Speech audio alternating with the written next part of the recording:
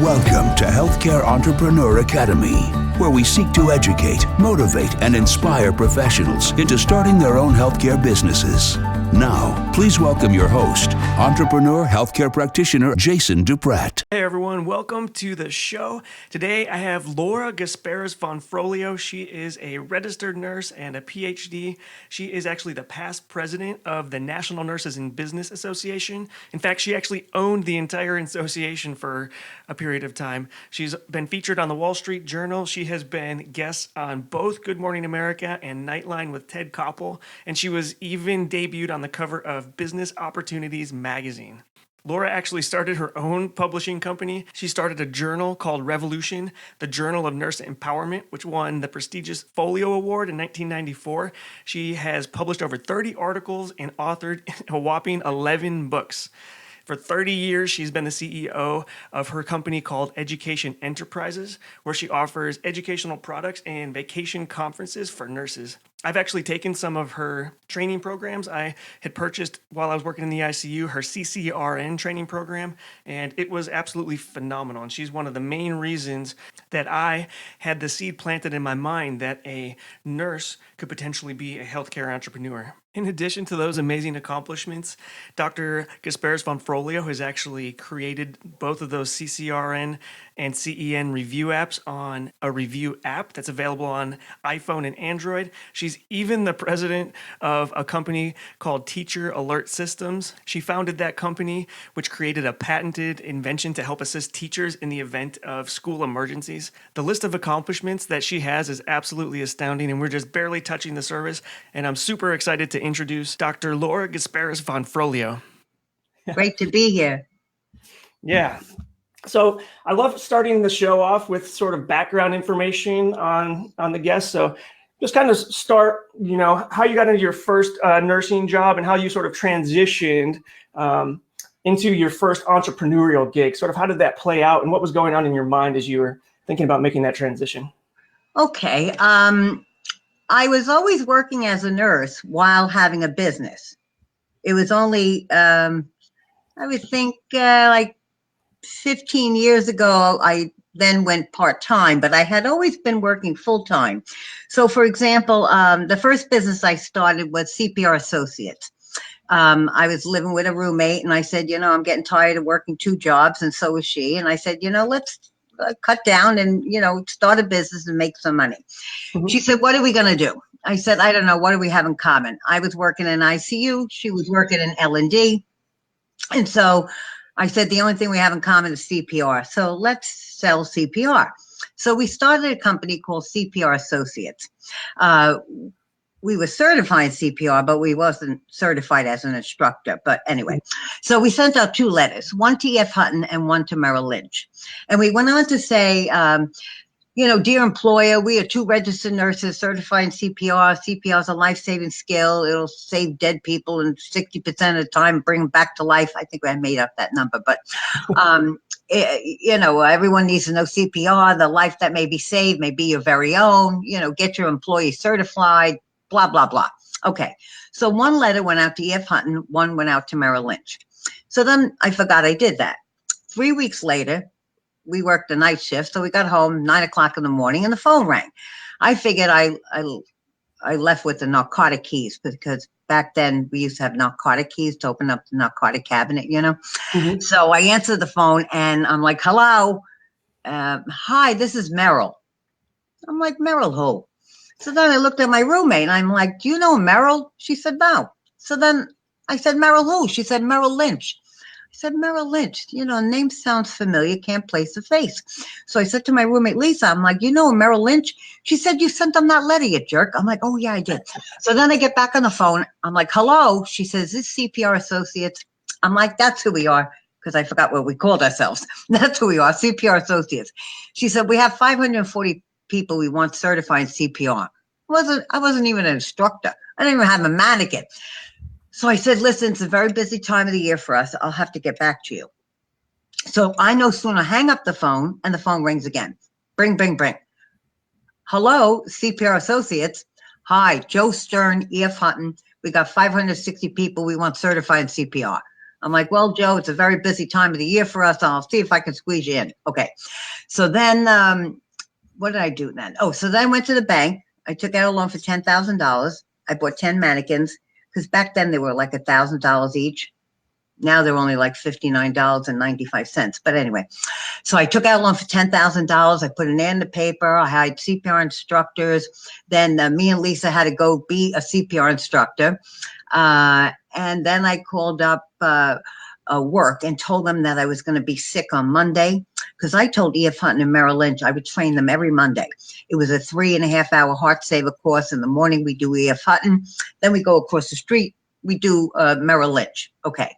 When I went to call in sick, they told me I couldn't be sick because I had off for the weekend. And if I'm going to be sick, you need a doctor's note. I'm like, if I have to get a doctor's note, I'll be gone the whole week. All right, goodbye. So then I called up E.F. Hutton and Merrill Lynch. I said, I have an opening. I could, train you the whole week. Okay.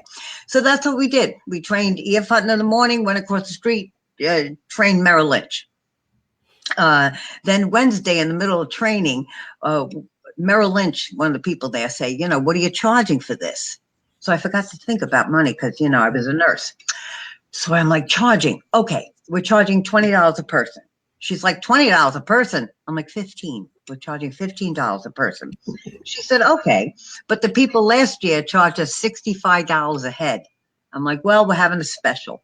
So I'll give it to you for $15 a head. Just sign a contract and we'll come back next year. Okay. So then we got our 2 checks. And then I remember I went to the bank Saturday morning to cash them.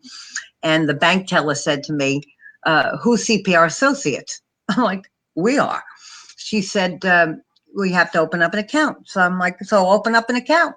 She said, where's your business papers? I'm like, business papers? What's that? So then I learned you have to get business papers. So then that's how we started. And we wound up training all large companies in New York. We trained small companies. We trained doctor's office, dentist's office, mother's PTAs, parents without partners. We just went crazy. I wound up having 25 instructors. And I had that company for about 9 years. And then I got tired. I got tired of it. That's a super cool story. That's how it all started. Awesome. Yeah, that's so interesting. And the fact that you had such a high demand for your services as soon as you put it out there is just awesome. Right.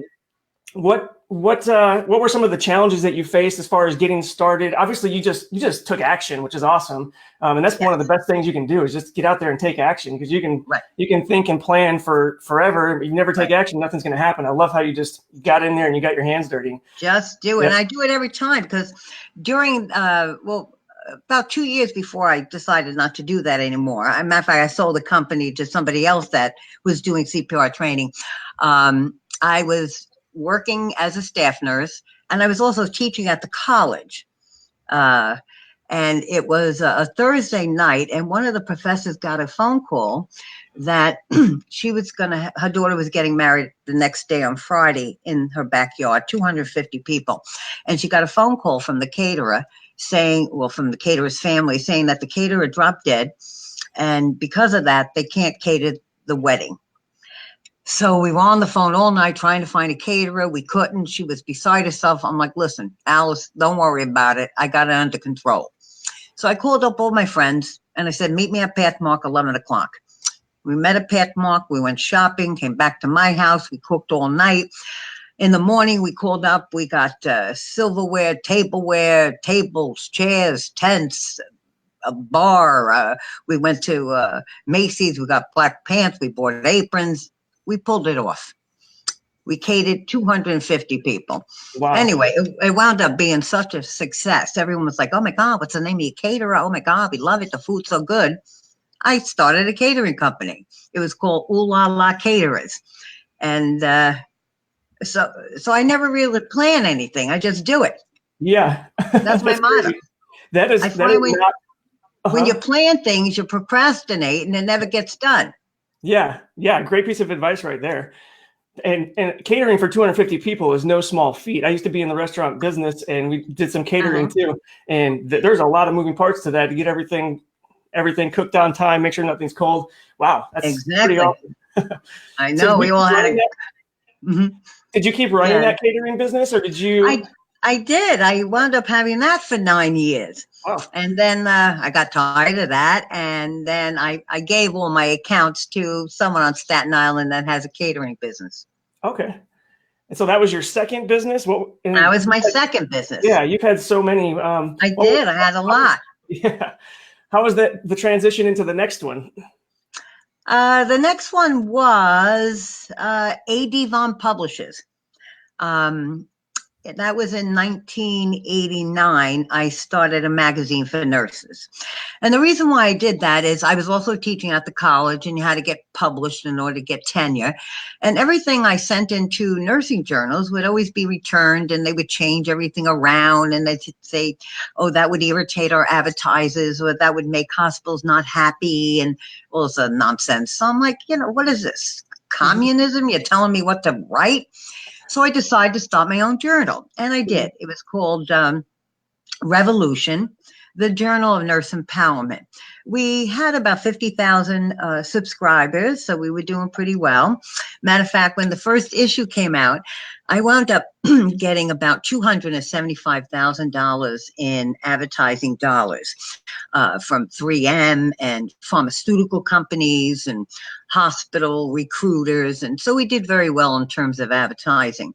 When the first issue came out, we had articles on nurse empowerment and unionization in order to give you a voice at work. And what happened is our advertisers called us up and said that they received phone calls from the hospitals, and that the hospital said that they were not going to buy their products if they continued to advertise in our journal called Revolution, because we mentioned the word unions. So the advertisers called us up and said, because of that, we need to see your editorial content before we, give you advertising dollars. So I said, I don't think so. So I refunded $275,000 in advertising dollars. Wow. And I decided to be advertising free, just subscription based, because no one was going to dictate my editorial content. Awesome. So that was the next business I had. And I had that for about 9 years. And then I wound up selling that to the California Nurses Association right when they broke away from the ANA. Wow, that's a pretty cool story, and I applaud you for sticking to your guns and not being able to not allowing yourself to be censored. And you gave up a lot of money to do that, but I'm sure it was worth it. And that's why you're one of the most prominent leaders in the nursing space. So we look up to you for that. Here's a copy of that.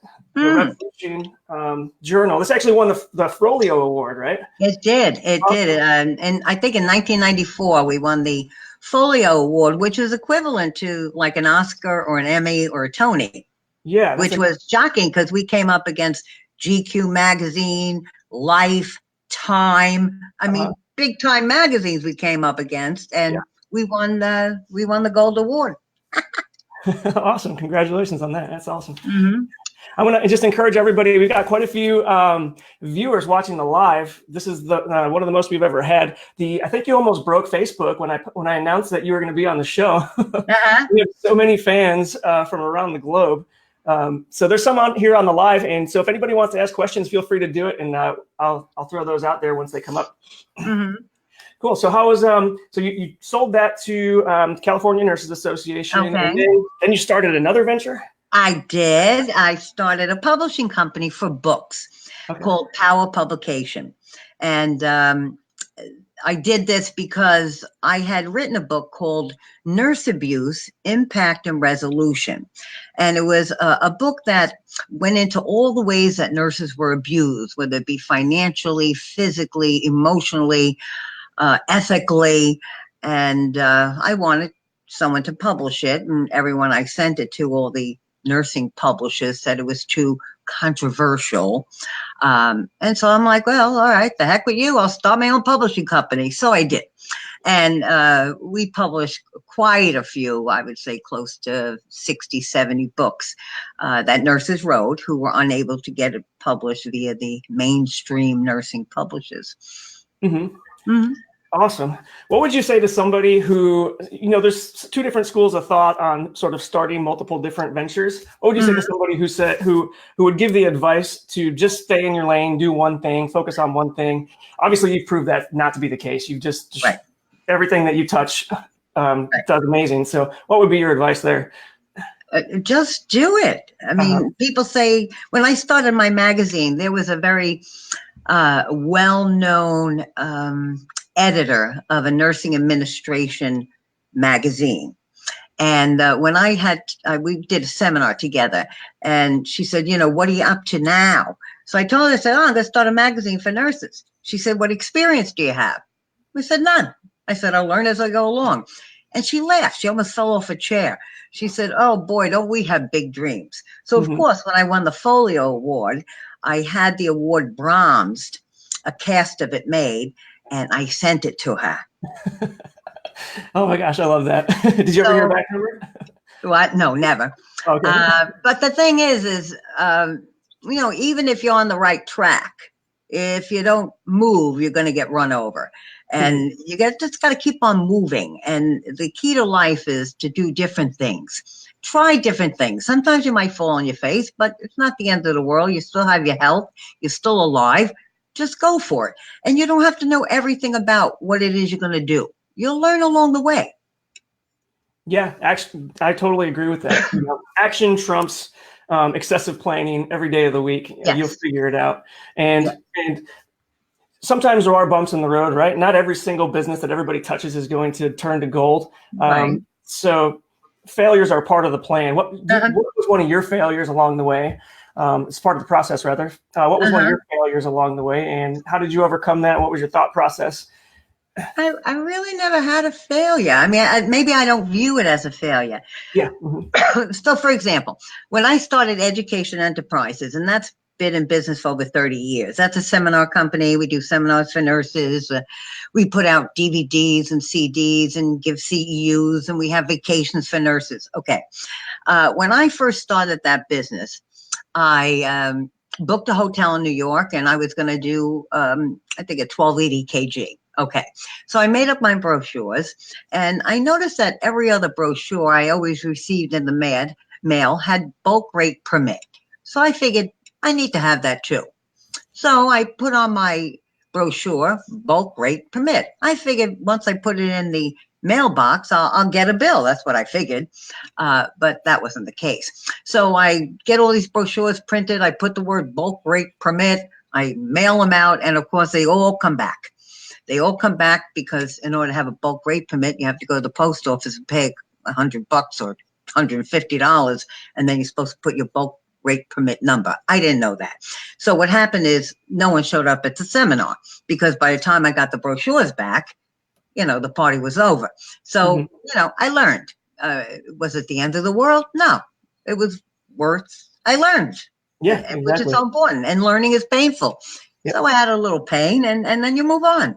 So, that some people might think it's a failure. I see it as a learning opportunity. Yeah, exactly. And paradigm shift.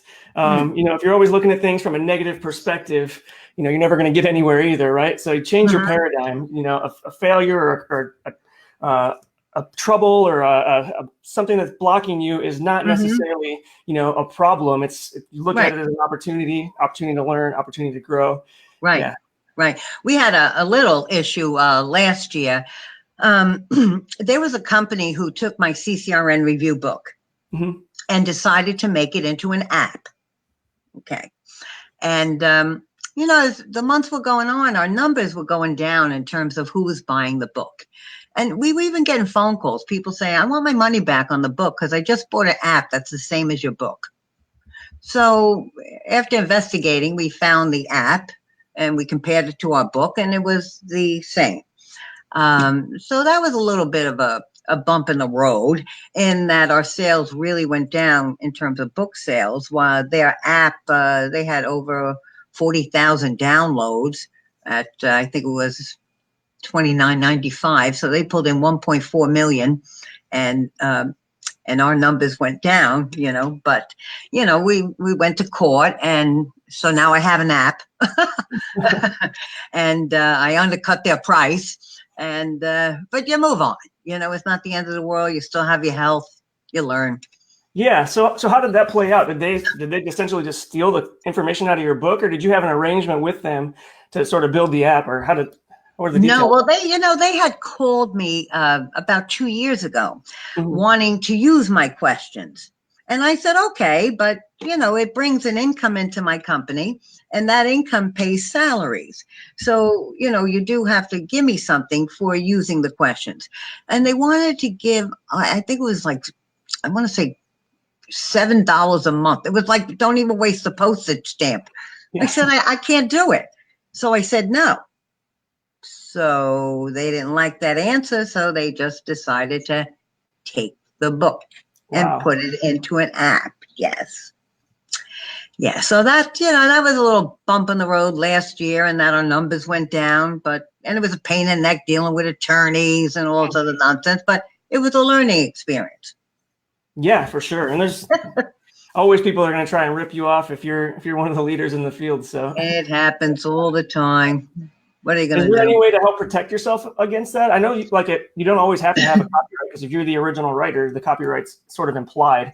Do you have copyrights on any of your stuff? Have you had to look into that? Well, I always see it's always a learning. You always learn. With every bump, you learn. I always thought that when I put a C in a circle and copyrighted my name and the date, that it's copyrighted. In a court of law, nothing is copyrighted unless you contact the Copyright Office, submit what it is you're copywriting, get their approval, pay the money.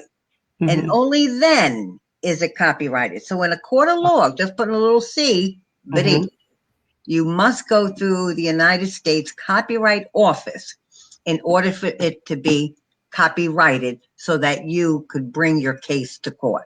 Mm-hmm. Good to know. Yeah. I know. Yep. Yeah.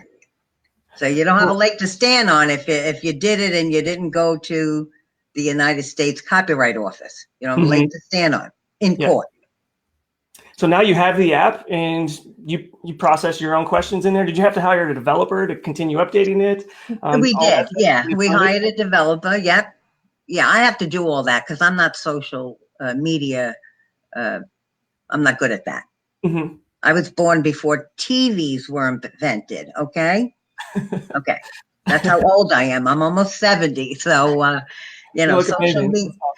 social media is not my thing. So yes, we hired somebody to do the app, and matter of fact, we hired somebody to do our social media. And okay, when it comes to hiring people, do you have any advice for somebody who's looking into hiring something that they're not good at? Because that's usually where you start to fill your gaps initially, is you sort of your weaknesses, you sort of hire those out. Right. What kind of advice do you have when it comes to hiring? Well, hiring, you always want to hire someone smarter than you. Okay. And you always want to get references. You always want a bunch of references. You need to talk to people because there's a lot of crazy people out there, So you want to get a lot of references, and you want your staff to have the input on who they want to work with. I have all females in my office, so they have good intuition. So it always works. Okay, cool. Thanks for that. So what was your next venture of the many? I guess my last venture, which is now in the workings, is a company called Teacher Alert System. Mm-hmm. I invented and patented a product called the Teacher Alert System. I have it right here, as a matter of fact. This is a fob. All right. And this fob can be clipped onto your belt or wear it around your neck, whatever. And the Teacher Alert System is a direct connection to the ambulance or the police officers or to teachers. So on this fob, there are buttons. So for example, if I'm in a classroom and I have a child that has a seizure, rather than me sending 2 third graders to go to the front office or to go to the school nurse, All I have to do is just press the ambulance button. It connects me directly in New York anyway to 911. And they'll say, and it has a speaker on it. It'll say 911, what's your emergency? You say, I have a child that's having a seizure. They'll say, lie the child on the side, don't put anything in the mouth, you know, blah, blah, blah. If I'm in, let's say, high school, 2017, there were 444,000 public school teachers that were physically assaulted in schools. That's 500,000 teachers who are now on disability that you're paying for, who are not teaching. I would think if a student knows that you have something around your neck or on your belt, that if you press it, it contacts the police. I think they're going to think twice about hitting you in the head with a book. So you press that button, connects you right to the police department. Should there be an active shooter? Normally what happens with an active shooter, a teacher has to, you know, go out into the hallway and find a phone. And then when he or she tries to get back into the classroom, all classroom doors are now locked. So now he or she can't get back into the classroom. Great. But anyway, what I have here is a button, and it's the teacher alert button. You press that button, active shooter, it alerts every teacher, the fire department, the police department, the ambulance, the school nurse, everybody, that there's an active shooter. So now you're ready to hide, or you know what to do. Many teachers have on their phone an app called Panic. That's what happened in Parkland. They all had the app Panic. But and you press it, and notifies, it will go to a call center, where mine doesn't go to a call center, it goes directly to the police department or the ambulance. Okay. But those teachers, in bringing their phone into the bathroom where they were hiding, the app didn't work. There was no reception. So that's why it took them, 11 minutes for the police even to be notified. This teacher alert system works on Wi-Fi, cellular, and satellite. So you're always guaranteed a connection. Yeah, I love it. And then when you're trying to you get into your app, your phone to unlock it in the middle of a crisis situation, getting your password right, getting your finger. Of course, that's going to be the time your fingerprint doesn't work. Right. So I love that. It's one touch. So, one touch. Here you have it around your neck or clip it on your belt, and bing, it works right away. So we had a patent pending. Now we applied for a non-provisional patent, which we should hear by the end of the week. We should hear. Oh, cool. And once I have that patent, I have to make a decision if I want to manufacture it and start a big new company, or do I just want to sell the patent? So that's what we're up to. Cool. I would love to hear a little bit more about what your inspiration was for that, and then kind of work through the process of creating an actual product. Well, I just had a brainstorm in that, a lot of my friends' children are teachers. And a lot of them have children that are special needs in the classroom who may have a seizure or a meltdown or something. And they tell me they have to leave the classroom to go out into the hallway to make a phone call. And what really pushed me is my niece is a teacher. She's 23 years old, just became a teacher. And she has a group of special needs children. And one child was on the floor having a meltdown, but they had to be in the auditorium. So now they're late. They're like 10 minutes late. So she called the front office to say, we're late. But no one answered in the front office because they were all at the auditorium. And so she didn't know what to do because she can't drag them out. She didn't know what to do.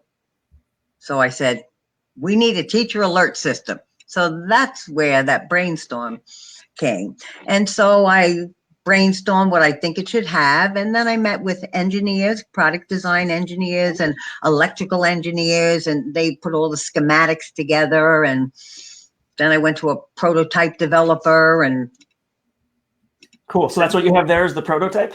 I have it is a working prototype. Yeah, okay. It's a working prototype. Yeah. And there's a base unit that goes with it. You need one of these every 1,000 feet. And it's cheap. This is about $125 to make.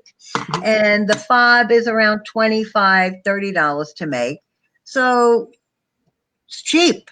We queried 40,000 teachers just to see what they think of it. Mm-hmm. Everybody but one person thought it was the best thing in the world. They said they would buy it themselves. And we're getting a lot of calls. I just got a call from Northern Michigan. There's someone in charge as a chancellor or whatever, and he has 40 schools and he wants it. And we went to the schools on Staten Island, and everyone we talked to about it, everybody said, we'll buy it because it's cheap. Mm-hmm. Most people are spending 150, 200,000 on cameras and all this other nonsense, whereas this will get everybody where they need to be. Yeah, it makes sense. I love it. I like how you actually listened to the market first. You tested the market to see if they were interested in it before spending way too much money. Right. Yeah, that's a great idea. A lot of people have the mentality that if you build it, they will come, and that's definitely not always the case. Yeah, well, yeah, I don't, I'm not in a public school, so I don't know, what happened. So that's why we asked 40,000 teachers. Yeah. Mm-hmm. Yeah, what did the process look like when it comes to finding the engineers? Did you use like a platform like Upwork or something to hire them, or did you hire a firm? No, I contacted a design company, a product design company, and they're the ones that put me in contact with electrical engineer or product design person. They orchestrated the whole thing for a fee, and that's how it came together. And then hiring an attorney to do the patent pending, although now I learned that I don't need an attorney for that. You just go on uspto.gov and you can file your own patent pending for $150. So next time I know. And then for the non-provisional patent, you could do that yourself as well. Mm-hmm. I think it was about 3,000 as opposed to like 40,000. Yeah. Wow. But I learned, so now I'm ready to have another brainstorm. Cool. So what's your plan to take it to market? Do you have a plan in place yet? Or are you still working on that? I have a plan. I have people lined up that if I do want to start the business and sell the product, I do have someone who will run the company. We do have a marketing place in Shanghai, China, that'll, manufacture it. So we do have all the plan, although I would really want to just sell the patent. Yeah. That's what I really want to do. Yeah. Yeah. Yeah. Or license it. I guess you could license it too and collect a royalty. You could. Cool. Did you have to go to China to meet the manufacturers, or was that sort of set up through that consulting agency that you? Yeah, I paid somebody to go over there and get price quotes and stuff. Yeah, I didn't have to go to Shanghai. I do enough traveling every week. Right. I'm on the road every week. Last thing I need to do is go to Shanghai. Yeah, for sure. Cool. So I kind of wanted to circle back to the whole consulting business, the vacation retreats. I think that's a really interesting, you've been doing that for a really long time. What was it, 30 plus years? 35, 36 years, yeah. So that's where your traveling comes from, is going to these retreats? Is that what you're referring to? Well, every week I do CCRN review seminars. Okay. So I'm on the road every week for 2 days. I do the first day, and then I hired somebody to do the second day. Lee Taylor Vaughan, he's excellent. And then 2 or 3 times a year, we have vacations for nurses. And we get anywhere from 150 to 200 nurses. And we run just a 6-hour program, 3 hours on one day, 3 hours on the other day. And it's not CCRN review. It's I go to Punta Cana the second week in May, and the topic there is how to deal with difficult people. Because, at work, there's always difficult people. Amen. Cool. So when it comes to, I guess, are those CE approved? Maybe you can get some advice on getting CE, how to get CE approval, what that process looks like, because I'm sure that's okay. It depends on how many courses you're going to offer. If you're going to offer just one course or 2 courses, I advise either go to your state nurses association, or you can go to specialty organizations such as AACN or BCEN, for emergency. And the fee is you got some papers to fill out, and you have to give them a course outline and references. and it runs about $85 to $100 to get that course approved, anywhere from 1 to 3 years, and that enables you to give CEUs. Okay. Then you could be a CEU provider, which is what we are. This is a fairly long process. And to be a CEU provider, a ton of paperwork, and it runs about $3,000–4,000. But what it does is it enables me to give CEUs for any course I teach, as well as people viewing the DVD or the CD. They get CEUs for that. So a provider it covers every course you teach. Whereas if you're just starting out and have one course that you want to take on the road, just go through your state nurses association. Yeah. And to get that provider license, is that something you have to go through like a national organization, like the American Association of? You have to go through a branch of the American Nurses Association. Okay. So it's the American Nurses Association Credentialing Committee. Okay. When it comes to sort of planning these events, obviously I'm sure there's a lot of upfront costs when it comes to booking a reservation. I know you've done some on like cruise ships too and everything, right? Oh, I used to do it all the time on cruise ship. I would get like 800 people. Wow. Yeah. But then, I get tired. I get bored easily. So I don't do that anymore. So I don't know. There's not too many people doing it. You know, someone should start up a business called Cruise Ed. Especially if it's a guy and his name is Ed. That'd be great. That's great. You should do it for CRNAs. I know, right? Oh, you make a mint. You make a mint. You know, how would you go about doing like the first event? And because you have to like book out a bunch of rooms in advance, right? Or guarantee a certain number of rooms. I never did. In the beginning, I never did that because I didn't know how many, you know. So I just would book like 10 rooms, 10 cabins. Yeah. And then as the money was coming in, I book another 10 cabins as the money coming in. So I really wasn't using my money. I was using your money. Yeah. Yeah. And after a while, then, you know, you get a feel and I'll book 100 cabins up front. Yeah. Yeah. Cool. That's really interesting. It's a pretty fun business model, right? Because you get to travel everywhere and meet people and teach. And it's fun. Do it for CRNAs. Oh my God, you'll make a mint. Yeah. Because there's so many of them now. Yeah, I think there's over 52,000 or something like that. It's crazy. Hello. There you go. New business. It's easy. It's very easy. Cool. So I want to circle back real quick too, also to the CCRN review and CEN review. Both phenomenal programs. I went through my closet and looked up some of the books. I had enrolled in both of these back in the day. Oh boy. The CD set and everything. Wow. So, yeah. What kind of advice do you have when it comes to creating like a national certification review or anything like that? Because you've been in that space for a really long time. I've been a long time, and you know what? You know why it works? I might speak to about 3,000, 4,000 nurses a year. And I always ask them after they take my review course and they pass, let me know. Let me know what was on it. You don't have to give me exact questions. Just let me know the topics. Make sure I'm hitting the nail on the head. So it's that feedback that keeps me in business.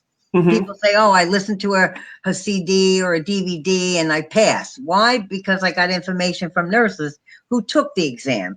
Yeah. So if you're going to do anything in terms of certification, make sure you have that communication with the people that are taking it.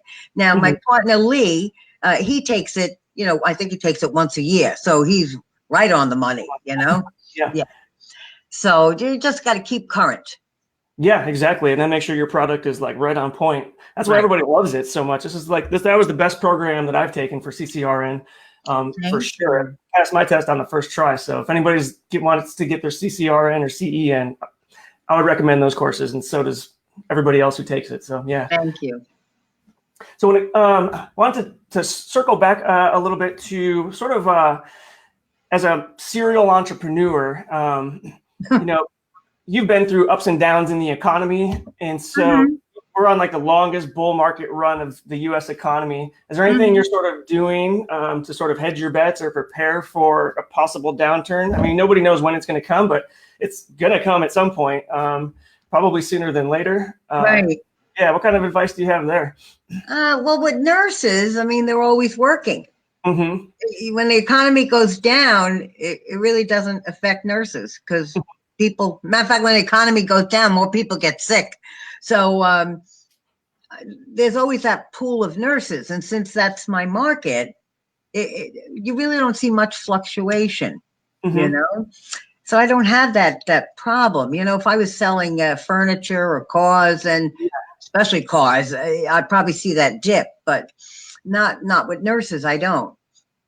You know, awesome. Yeah, and that's one of the benefits of being a nurse is that you're always going to be in demand during the good times and the down times. Right. So right. yeah, So it's good to know that your business model doesn't suffer much when there's a downturn. That's great. No, it all depends on what you're selling. You know, if I was selling clothes, I think I would see a problem. But I haven't gotten to that business yet. Yet. Any other projects that you have going on or that you've done that you want to share with us? No, that's it. I think that's enough. No. Yeah, you've if I accomplish half of what you accomplish, I'll be happy. Well, before I retire, I don't know what age that'll be, I do want to own a restaurant. Okay. And that's the last thing I want to do. What kind of restaurant? Any real thoughts on that? Well, I do. I want to get a place in Manhattan, and I want to call it Heaven and Hell. Heaven will have men dressed up with like little white diapers and angel wings running around serving. It'll be white couches and, very heavenly kind of thing, and all good food, all healthy food, lettuce, kale, And then hell will be people dressed up as like devils, and there'll be greasy food. What I'll even going to have done is there's an artist in Florida that makes latex lifelike people. I don't know if you've seen it. It was at the Orlando airport, and I have his name in my office. So I'm going to contact him and have him make lifelike, like JFK sitting with Marilyn Monroe at one table, all people that have died, just scattered throughout hell. And so that you and your partner could sit down with Marilyn Monroe and JFK and have cheese, fries, and bacon, So, and then, like, if you want to eat in heaven, you'll have all songs that have the word heaven in it, like knock, knock, knock on heaven's door, So, okay, so that's my plan. Cool. That's a cool concept. I'm sure it's going to get a ton of attention because nobody's doing anything like that. Awesome. Well, I wish you all the best of luck in that. Do you have any last words of parting advice or wisdom? We're kind of approaching the end of the 45 minutes, and I know you're incredibly busy, and I'm sure you maintain your schedule pretty tight in order to get all this stuff accomplished that you're doing. So we'd love to hear any sort of. I'm also a mother. I have two. Yeah. I have twins. Do you really? Okay, awesome. 15-year-old. Well, they're going to be 16-year-old twins. Oh, wow. I have them at 53. Okay. Good for you. God has a sense of humor. All right. Anyway, so my words of advice is just do it. Life is short. Just go for it. It's not the end. You're not going to die. You're not going to die. As long as you're not going to die, you do it. Try it. You fall on your face. You get up. You try a different way. You just keep moving. Awesome. I love it. Yeah. You're not going to get anywhere if you don't take any action and try. And there's definitely going to be, bumps in the road for sure. And change your paradigm, change the mindset. Not everything's a problem or, a dire emergency. This is all fun and games. It's learning opportunities. Yeah, absolutely. And I expect to see CRNA cruises. There we go. Oh, you'll do so good. Awesome. Well, thank you so much for your time. I know I'm just going to check and see what we have for questions. I think we actually covered a lot of these. You have a lot of fans. Do I? You do. It's amazing. Good. I think we actually answered most of these questions as we were moving through. But yeah, just want to thank you for your time. You're Yeah. a real inspiration to nurses out there. You're obviously Mhm. a nurse leader, and so appreciate everything you're doing. You're Right. definitely blazing trails, and I love it. Can I give my email address in case anyone has questions? Would that be Yeah. okay? Absolutely. It's afeduprn, afeduprn at AOL.com.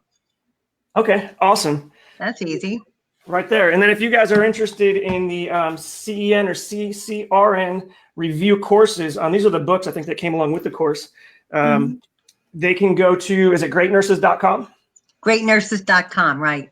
Greatnurses.com. Top programs for those certifications. I guarantee that you will pass if you actually listen to them and study. So, Thank you. awesome. Thanks again. I'm going to end the live broadcast and then we'll just chat for a second after that. Bye, everybody. Good luck.